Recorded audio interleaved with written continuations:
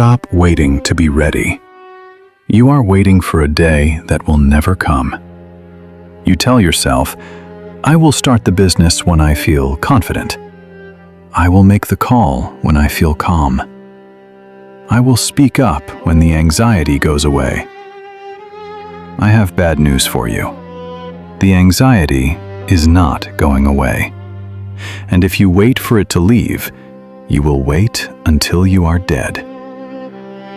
You have been lied to. You believe that courage is the absence of fear. You believe that the heroes, the CEOs, and the samurai never felt afraid. This is a lie designed to keep you weak. True courage is not feeling nothing. True courage is feeling terrified and moving anyway. In the command tent of the Takeda clan, a young samurai named Ren learned this lesson the hard way. He was pouring tea for his general before a battle. His hand was shaking so violently that the tea splashed onto the map. Ren was humiliated. He grabbed his own wrist, trying to force it to stop. "I am sorry, General," Ren whispered. "I am a coward. My body betrays me." The general didn't look up. "Why are you a coward?" "Because I am shaking," Ren said. "A true warrior should be calm like stone." The general stood up and drew his sword. "You are a fool, Ren." "A stone shakes at nothing. A corpse shakes at nothing. A man shakes." The shaking is not weakness. The shaking is energy. Your body is preparing you to survive. The coward is not the man who trembles. The coward is the man who waits for the trembling to stop before he draws his sword. Right now, you are Ren. You are looking at your trembling hand, your anxiety, your doubt, your racing heart, and you are judging it. You think it means you are broken. The Japanese masters knew the truth. Anxiety is not a wall. It is a fuel. But you are using the fuel to burn yourself alive instead of using it to move the engine. Today, we are going to teach you the method of Arugamama, the art of accepting your fear and acting anyway.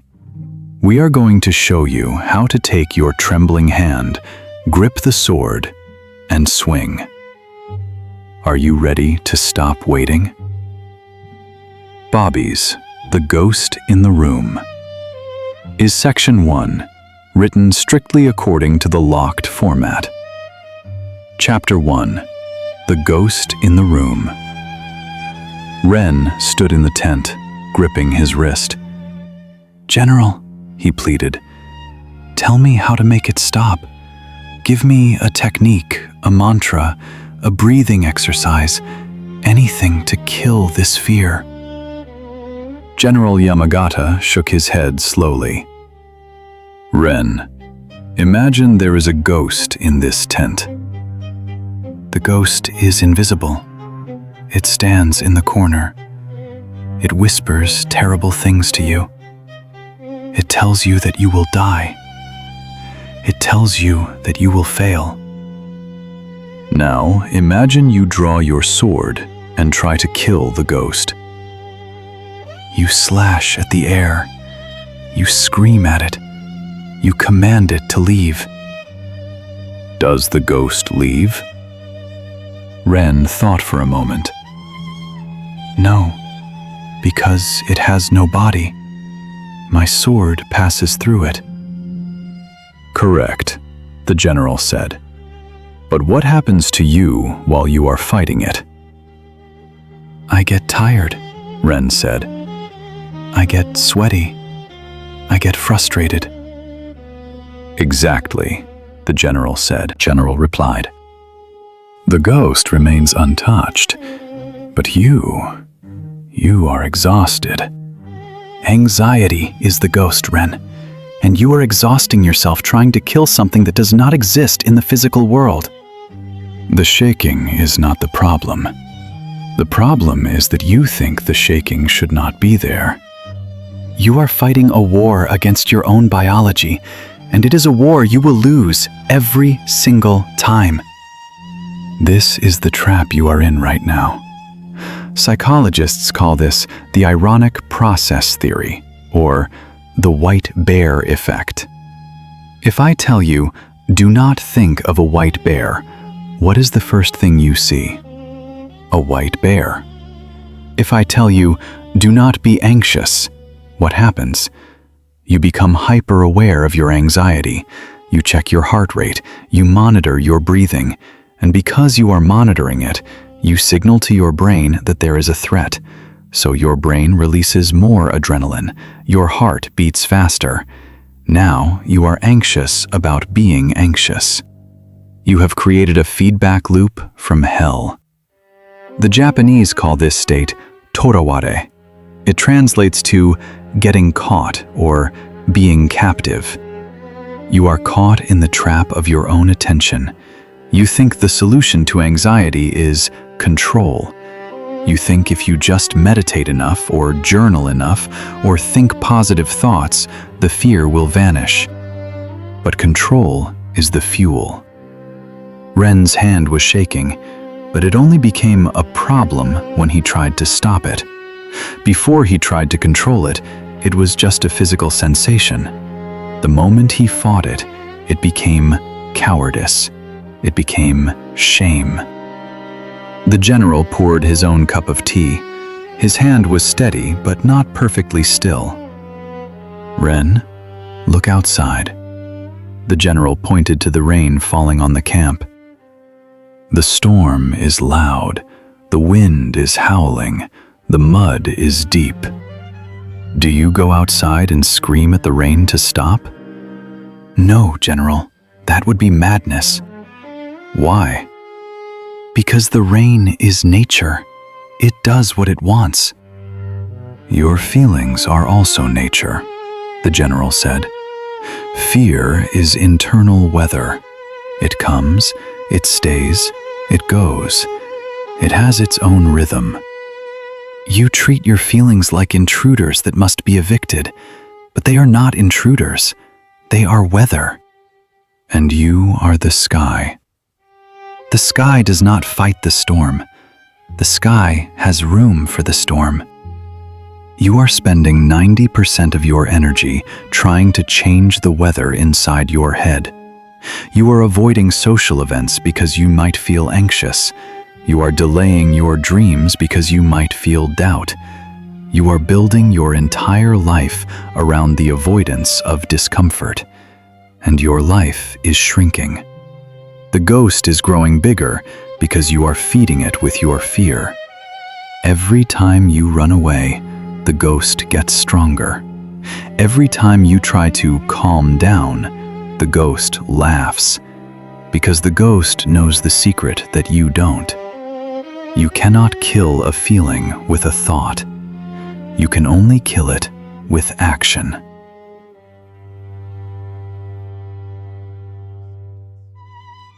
General Yamagata placed a fresh cup of tea in front of Ren. Pick it up, the general commanded.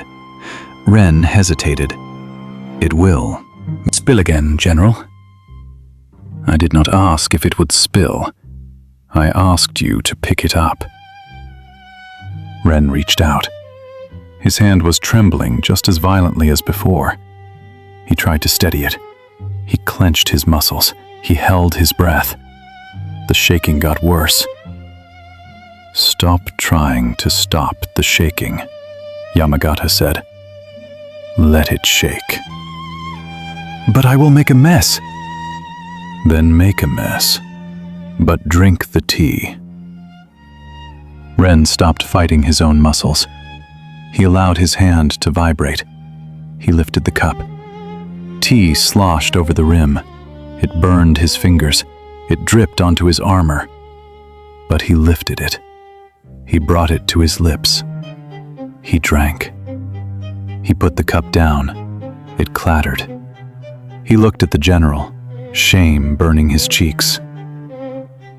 "It was ugly," Ren said. "Yes," the general replied. "It was ugly.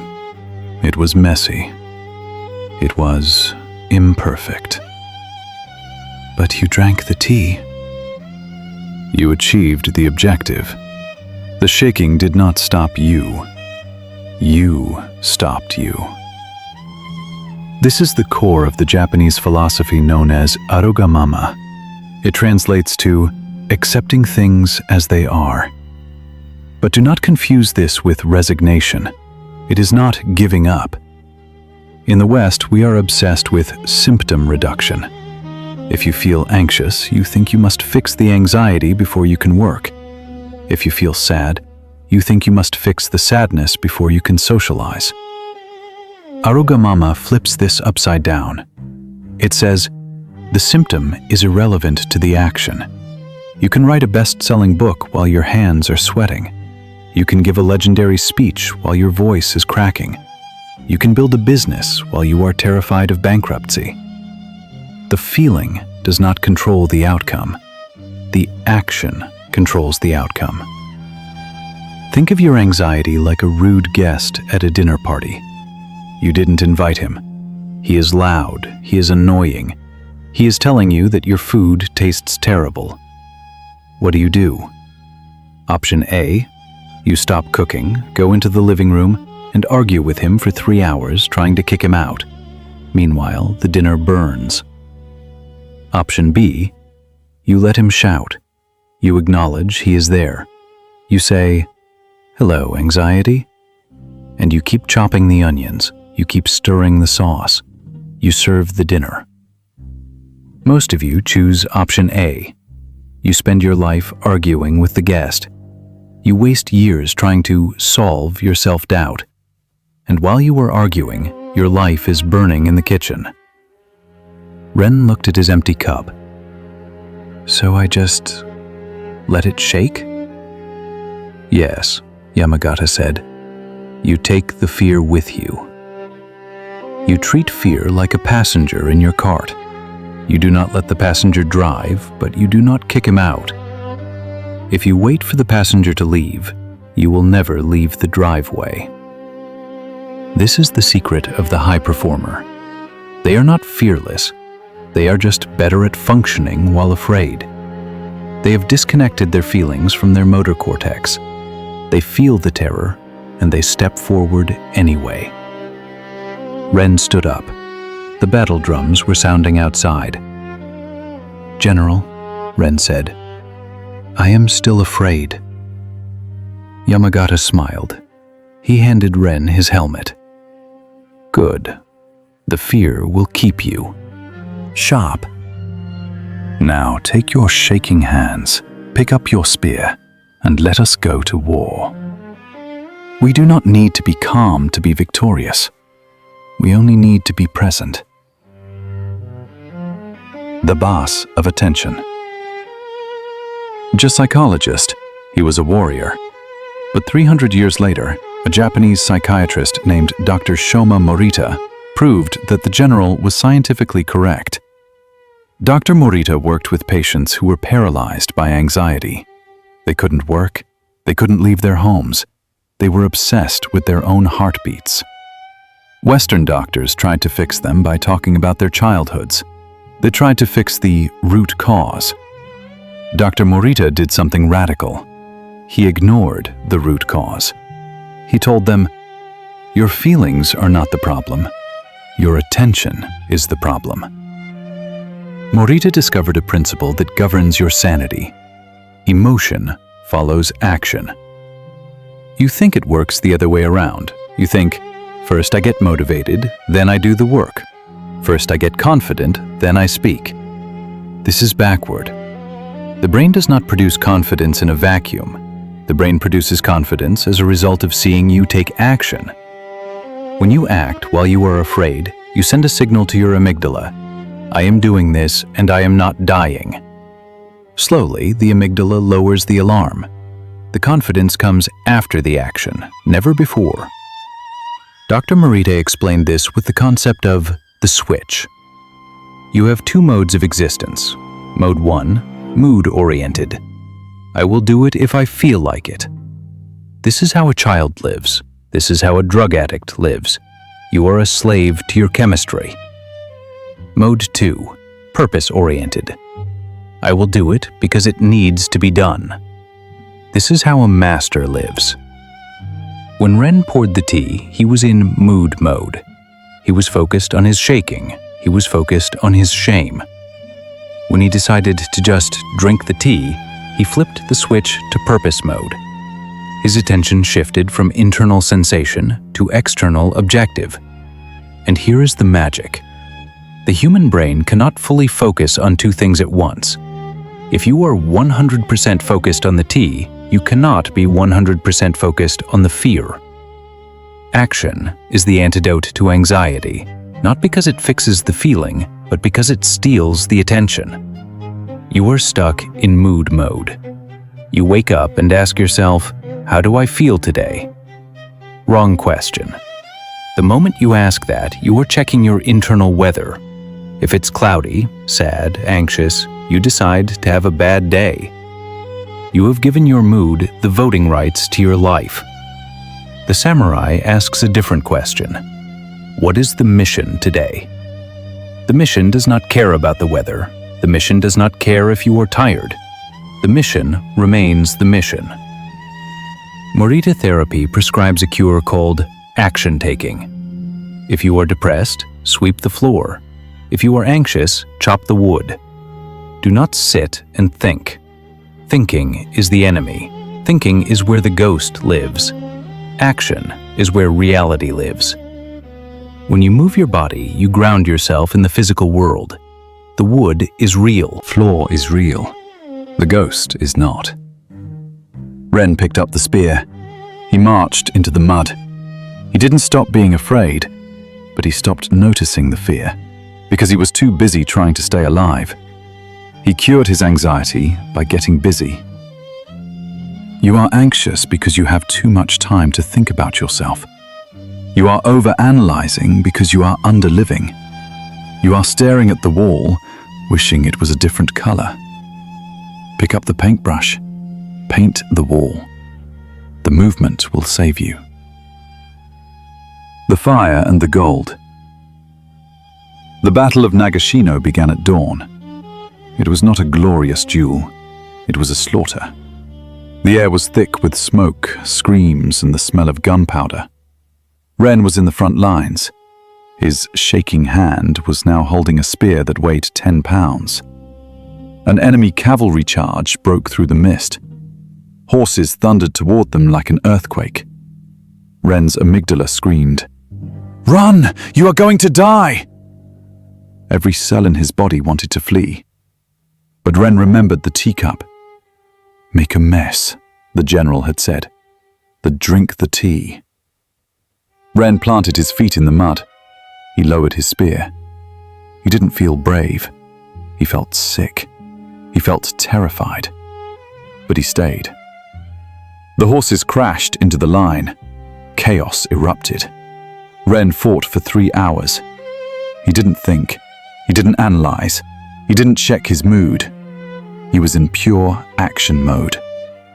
The ghost of anxiety had vanished, not because he killed it, but because he had no time for it. When you are fighting for your life, you do not have the luxury of self-doubt.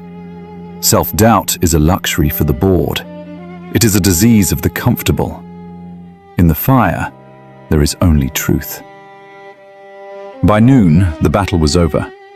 The enemy retreated. Ren stood in the field, covered in mud and blood that wasn't his. His hands were still shaking, but now they were shaking from adrenaline, not fear. General Yamagata rode up to him. He looked down at the young samurai. "Ren," the general said, "you are still shaking." Ren looked at his hands. He laughed, a strange, wild sound. "Yes, General, I am shaking." "Did you run?" "No, General." "Did you drop the spear?" No, General. Then you are a samurai. Yamagata dismounted. He walked over to Ren and placed a hand on his shoulder. Do you know how gold is purified, Ren?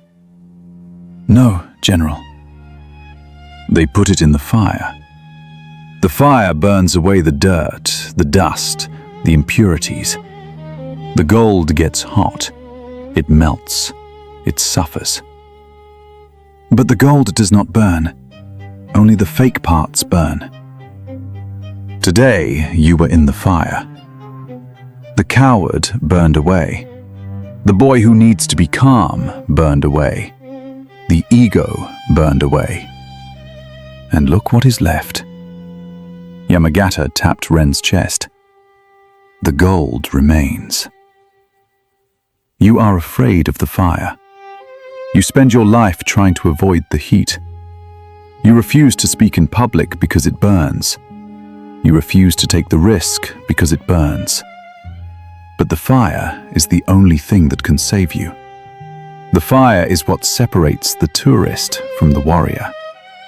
When you step into the anxiety, you are stepping into the furnace. Yes, it hurts. Yes, it is uncomfortable. But it is burning away your weakness. It is burning away your need for approval. It is burning away the false version of you that needs to be safe. Every time you act while you are afraid, you become purer. You realize that you are not made of glass. You are made of gold. But gold cannot be forged in a refrigerator. It must be forged in the heat. Ren learned that day that safety is a trap. If he had stayed in the tent, trying to calm his hands, he would have been safe. But he would have remained a boy forever. By walking into the terror, he destroyed the boy and gave birth to the man. You are holding the spear right now. The horses are coming. The anxiety is screaming at you to run back to the tent, to run back to your comfort zone, to run back to your excuses. Do not listen. Plant your feet. Lower the spear. Let the fire consume you, and see what remains when the smoke clears. The death of the ghost. Ren died 400 years ago. His spear is rust. His armor is dust. But the ghost in the tent remains.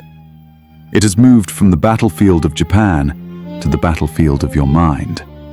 It is the voice that whispers to you right now. Wait. Wait until you are ready. Wait until you are calm. Wait trembling. So tell me, what is the one thing you have been delaying because you don't feel ready? And will you finally pick up the cup today?